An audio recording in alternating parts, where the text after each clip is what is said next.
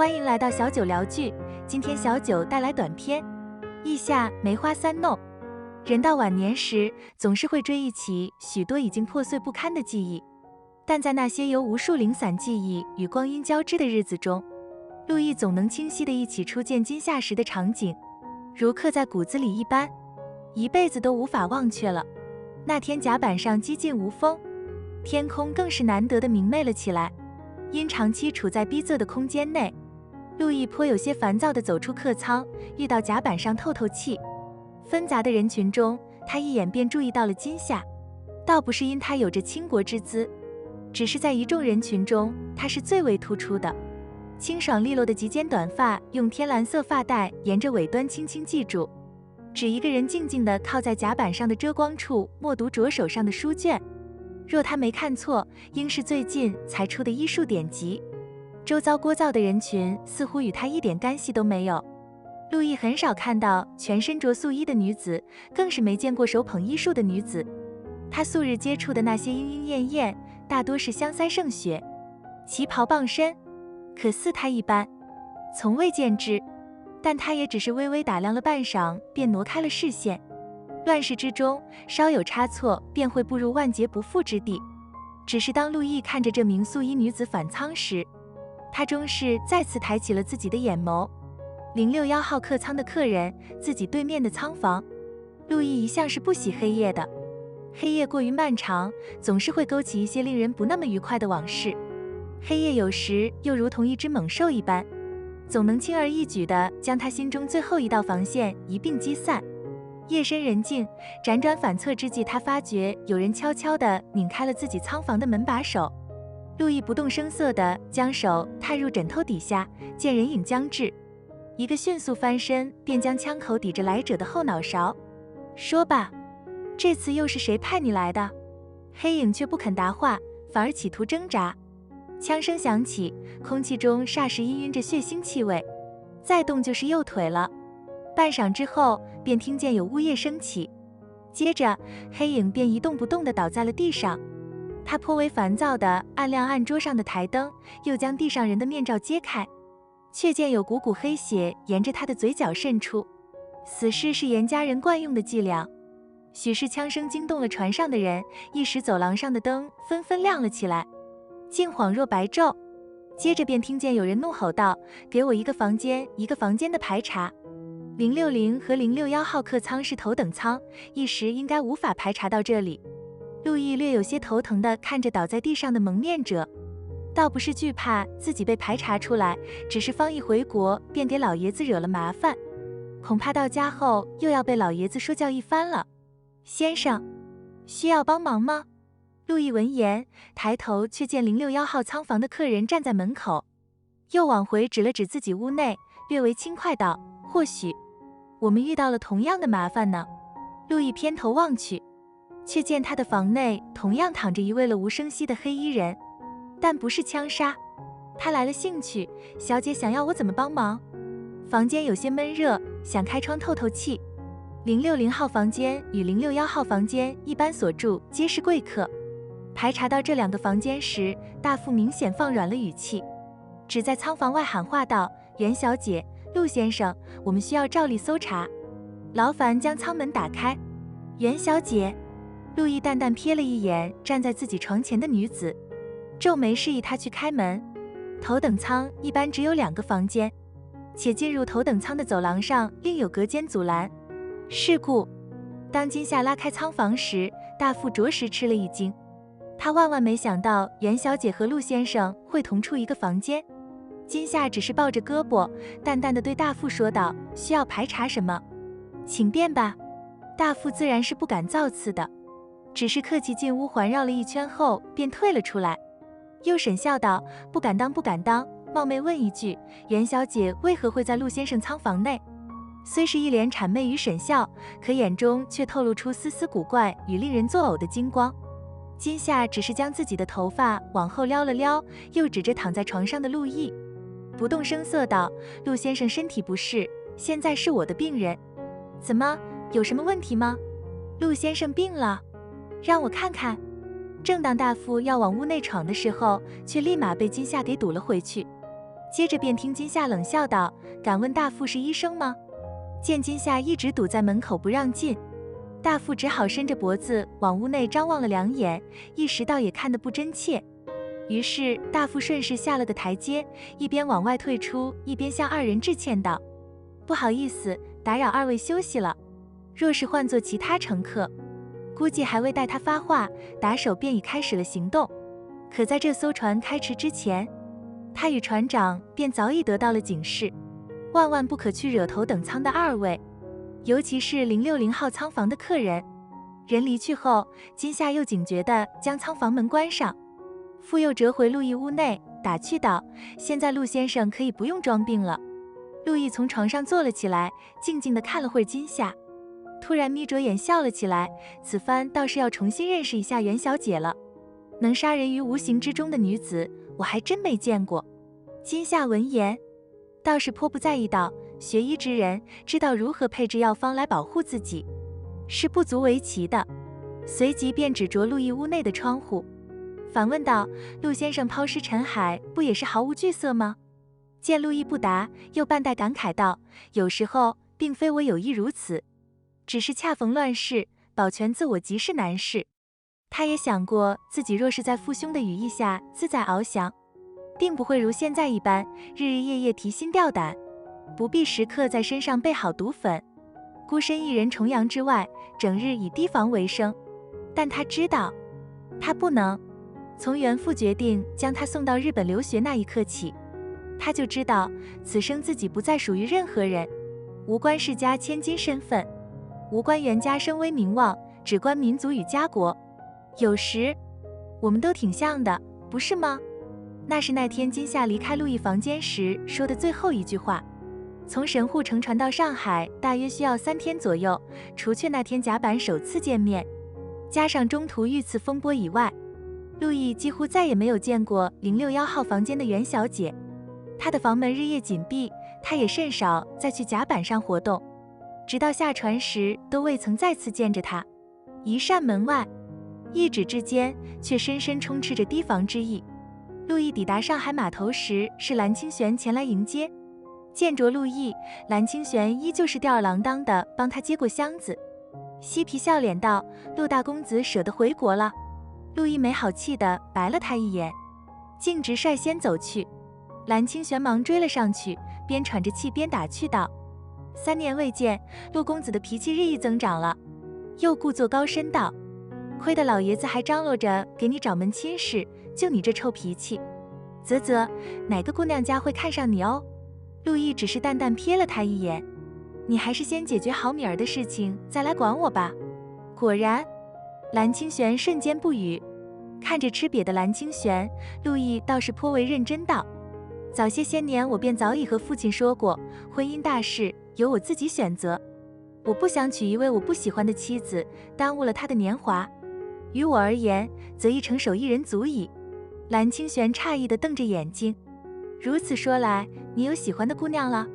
陆毅将他凑到面前的面庞轻轻推开，神色淡淡地望着天空，低声道：“家国未定，何谈欢喜？”陆毅没想到再次遇见袁金夏会是在严世波的舞会上，虽说在船上时他便已猜出他的身份，但再次见面，自己心中总是会升起另一份情愫，3分探究，7分兴趣，这是从未有过的。袁家是官宦世家，家族显赫且势力根深蒂结，袁老爷子又是位极为精明的人，府院之争时不仅全身而退，更是在乱世之中保全了袁家的荣耀。他最令人费解的行为，便是将年仅6岁的女儿送到日本学医，且中途从未回国过。医者少见，更别说是女医了。所有人都摸不透袁老爷子的意图。事故那段时间，竟掀起了学医的风潮，但更多人则是对这位袁家千金充满了兴趣。留学多年，素未相见，那些闺阁小姐的话题也总是离不开他，半含嘲讽，半含羡慕，人人对此态度皆不明。可当袁金夏真正出现时，舆论一刹那便压住了。陆毅看着袁金夏穿着天青色旗袍，孤身一人坐在角落时，不免有些想发笑。他本以为旗袍这个略带有娇艳性的衣裳不适宜他，没想到愣是被他穿出了清冷之姿。相比那些鹅黄嫩绿的旗袍，一袭天青色旗袍倒是将这满是旖旎与淫靡冲散了几分。其余世家小姐大多三五聚在一群，悄悄打量着这位归来的女医生，眉色中有不屑的，有惊奇的，更多的则是唏嘘不已。严世蕃是最先上前搭讪的，他端着一杯红酒，堪堪走到金夏面前，面上堆满了殷切的笑容，笑着说道：“袁小姐初来乍到，想必不属我们这里的规矩，不知袁小姐可否赏脸与严某人共跳这开场舞？”周围的人皆是半带看戏的，看着这场突如其来的变故，更多的人则是想看看袁小姐的反应。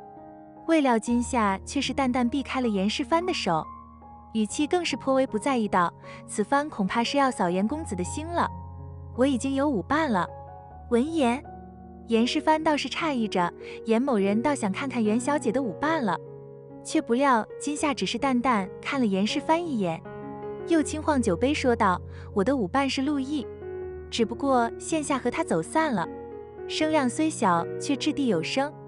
一瞬间，室内便嗡地炸开了，就连蓝清玄都凑了过来，挤眉弄眼道：“啥时候陆公子有了这样一位谪仙式的舞伴了？”昏暗灯光下，却是陆毅晦暗不明的神色。又听他低声警戒道：“离他远些，当心，这野猫爪子可锋利了。”言罢便率先起身向金夏之处走去。见陆毅而至，严世蕃更是来了兴趣，半带调侃道：“陆公子本领可真高超，这刚一回国便已收拢了美人之心。”陆毅却是并未搭理严世蕃，只是将手伸向金夏，半带含笑道：“开场头舞意义深刻，金夏，我们走吧。”叫的是金夏，而非袁小姐。一时室内世家小姐的面色皆是不悦了起来。见被冷落一旁，严世蕃倒是压抑住眸中一闪而过的狠戾，只是愈加大声道：“陆公子万万要照顾好客人啊！”谁都在笑脸相逢，谁都在暗中试探，可笑脸背后又藏着多少阴谋与诡计、暗算与陷阱？金夏没想到陆毅会跳舞，且跳得如此之好。他的手须扶着自己的腰身，就连与他相握的手亦是紧握前掌。金夏轻轻叹了口气，半带愧欠道：“今日之事，有劳陆先生了。”陆毅看着面前垂下头的人，颇含意义道：“上次在轮船上，我也帮了袁小姐一次，加上这次，不知袁小姐打算如何报答我？”似是听到了不可置信的言论，金夏诧异地抬起了头：“我本以为陆先生大人有大量，会不计较呢？陆某人向来不做亏本买卖，因穿着旗袍，此次的伴奏倒是慢歌。”陆毅垂眸看着旗袍插口沿着尾端一路蜿蜒攀升至大腿处，突然警示道：“袁小姐还是不穿旗袍为好。”为何？野狼过多，且最喜食野猫。金夏看着一本正经的陆毅，突然向前走了几步，二人呼吸不经意间便相互交织着，脚尖亦是互相抵着。他打趣道：“不知陆先生是不是一匹野狼呢？”室内是昏暗的，可唯独这双眸子却是璀璨万分。鬼使神差的，他轻轻贴近他的耳垂，意味不明道：“袁小姐想试试吗？”果见袁金夏立马向后轻退了几步，又掩盖着神色中的慌乱，故作镇定道：“陆先生可真是爱开玩笑。”未及，却突然听他说道：“我叫陆毅。”“毅是寻意的意，叫陆先生会让我感觉不适。”他又添加道：“严世蕃叫的令我恶心。”“陆毅，我叫袁金夏。”入夏后，蝉鸣声逐渐聒噪了起来，尤其是夜间时分，蝉鸣格外欢畅，更是令人难以入眠。自从上次二人舞会上合舞之后，上海圈内便传出了关于二人的一些流言蜚语。有关于二人留学时期私定终身的流言，也有袁家小姐勾搭陆家少爷一说。是是非非，除却当事人，谁也不知。舞会之后，两人倒也是熟络了起来。聪明人最喜与聪明人打着交道，谈起事来一向不费劲儿。今夏于上海一家医院工作，且是位外科医生，对此陆毅确实是感慨万分的。女医少见，主刀医生更是难以寻觅。他感慨袁金夏总是能时不时给他制造惊喜。那天，当他和蓝清玄谈着关于资助留学生一事时，公馆的电话却突然响了起来。吴妈在厅外高喊着陆毅，更是颇有深意道：“少爷，是袁小姐的电话。”陆毅无奈地接过电话，却听见金夏沙哑而低沉的声音：“陆毅，我好累。”他瞬间紧张极了，更是连声催问道：“袁金夏，你在哪儿？”“我在医院。”陆毅驱车前往医院之际，却没想到竟会在走廊处遇到严峰。二人擦肩而过时，虽都各自淡漠地离去，可眉宇之中皆是藏着提防之心。陆毅是在走廊之处寻着金夏的，室内光线有些昏暗，朦朦胧胧，看不太真切，但是却能感觉到他的心情低落极了。见他而至，金夏竟伸出了手，死死环住了他的腰身。陆毅是有些手足无措的，但他也只是沉闷地抱住他，一句话也不说。正值黄昏时刻，余下的光晕透过窗棱，将二人的影子拖曳得很长很长。他就这样环着他，将自己置于光晕之下，为他留出一块空间，舔舐着伤痕。陆毅见过许多模样的金夏，或是一袭白衣的素净，或是青花旗袍的清冷，但大多都是烂漫的、机灵古怪的。可似眼前一般，落寞中含着迷茫，是他从未见过的。严世蕃今天遇刺，子弹穿过肺腑，我是他的主刀医生。陆毅附在金夏背上的手一顿，片刻后又轻轻拍打着他的背部。我只是觉得纠结极了，他了无声息地躺在手术台上，可我却无能为力。于私，他与反贼勾结，暗杀你我，十恶不赦。虽然我也想过将其除之，得来片刻清明，可我不能这样做。他又缓缓开口道：“因为于公，我是医生。当他躺在手术台上那一刻起，我便什么都做不了。他只是一个病人，而我是医生，仅此而已。”他知道他是愧疚加上不忿的，愧疚自己身为医者却存有了不该有的思念，不忿反贼就在眼前，可是无能为力将其除之。他只轻拍着他，让他平复情绪，许久后又蹲了下来，望着他的眼睛，一字一句道：“这世上有太多的无可奈何与无能为力，但金夏，你今天做的是对的，因为再多的无可奈何与无能为力，都不应该拿自己的初心去换取。”他看着那双湿漉漉的眼睛，忍不住轻轻凑了上去，轻轻吻住那双依旧在不停颤抖的眼睛，轻声道：“我的初心永远都没变过。”当学生们疯狂涌上街头时，陆毅知道一场腥风血雨将正式掀开。巴黎协会上中国外交失败，这是震惊世人的。因被自己身份限制，这些年来虽然陆毅明面上没有什么举动，私底下却已资助了许多留学生，他们是国家的根本与栋梁，这一点是毋庸置疑的。此次学生们的带头人就有他资助的学生，或许这名学生一辈子都不知道是谁在背后默默资助着自己，但此时他所带领的这场运动，则是对资助者的最好的报答。山河有伤，谁都无法逃避这份责任。